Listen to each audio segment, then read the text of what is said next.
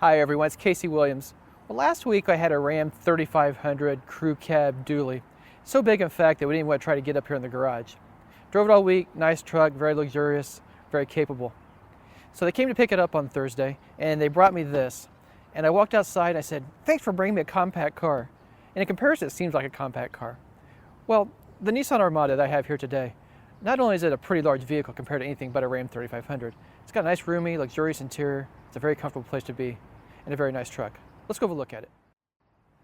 Well, like I said, compared to just about anything except a Ram pickup truck, a 3500 series pickup, it's a very big truck. It starts with the big chrome grille, very high hood, got LED low beams here, but it just looks massive. It looks like the front of a Nissan Titan pickup.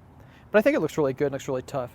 Come around the side, and you might notice that it looks like another Nissan Group product.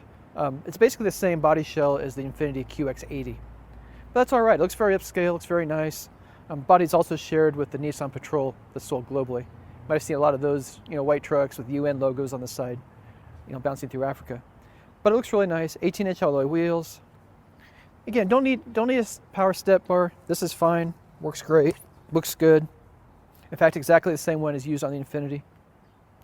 Like the chrome window, I like this upturned look in the back. Again, just streamlines it just a little bit if you can streamline something the size of a bus.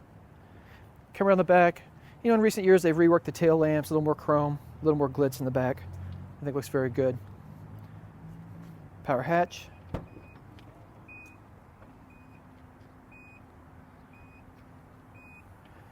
So with the third row seats up, not a lot of space back here. You need to put those down if you want to carry luggage. And there's barely enough space in the third row for anything more than kids, but at least you do have a third row seat. So here's the funny part for this truck. I like the power hatch, but we don't really need this. I mean, coffee has brewed in less time than it takes for these seats to go down. I'd be perfectly fine with a handle right here, flips them down, spring loaded. It's all you really need. But it is power, it's very nice. And once they're down, a lot of luggage space, probably get a bicycle back here. Middle row seats also fold forward, so you can get just about anything you want once everything is deployed. Well, if you remember 1980s luxury cars from Cadillac and Buick and Oldsmobile and others, you're really going to like the interior of this vehicle. But I don't think that's a bad thing.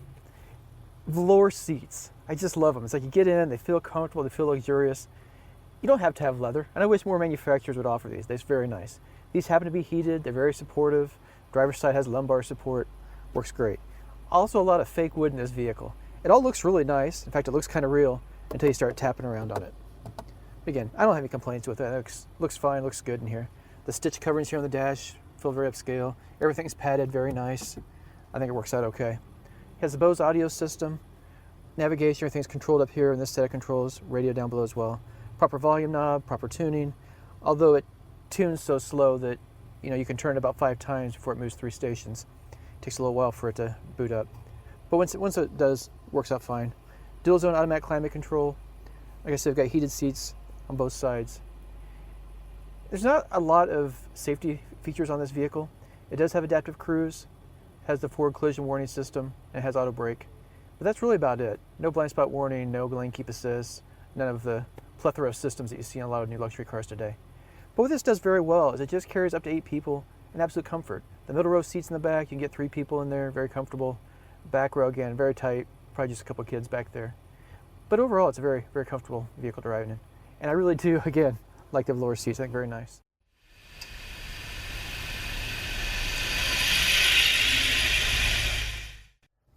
Well, there's nothing especially complicated about the Armada's powertrain, but it works fine. I mean, plenty of power. You've got a 5.6-liter V8. It's connected to a 7-speed automatic transmission, and you've got 4-wheel drive. In fact, you've got adjustable 4-wheel drive, just here in the console. Delivers 390 horsepower, 394 pound-feet of torque. So again, plenty of vehicle. You can pull up to 8,500 pounds with this, so you can get a pretty big camper, boat, whatever you want to behind it. The one downside though, and this is gonna, you might want to pull a tanker truck behind you with that towing capacity. It gets 13 miles per gallon in the city, 18 miles per gallon on the highway. And that's a bit beneath what some of its best competitors do.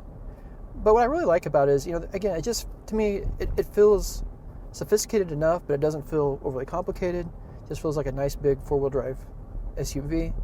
The suspension does a good job. It's got an independent rear suspension on it. You go over rough bumps and it's not too bad. but you are reminded that you're driving a very large full-frame truck. And outside of that, it's just a very nice truck to drive. It's very maneuverable, easy getting out of parking spots, easy to drive in the city, and very nice on the highway as well.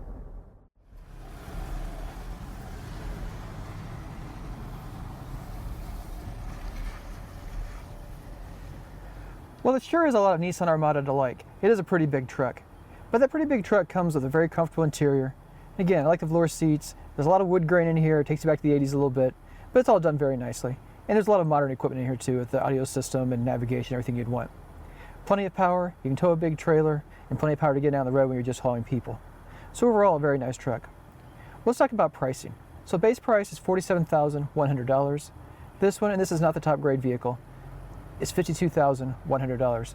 And at that price point, you're competing against a Chevy Tahoe, Ford Expedition, and vehicles like that. And I think the Nissan holds up very well against them. Well, next week we'll have another fun car. Until then, storm forward.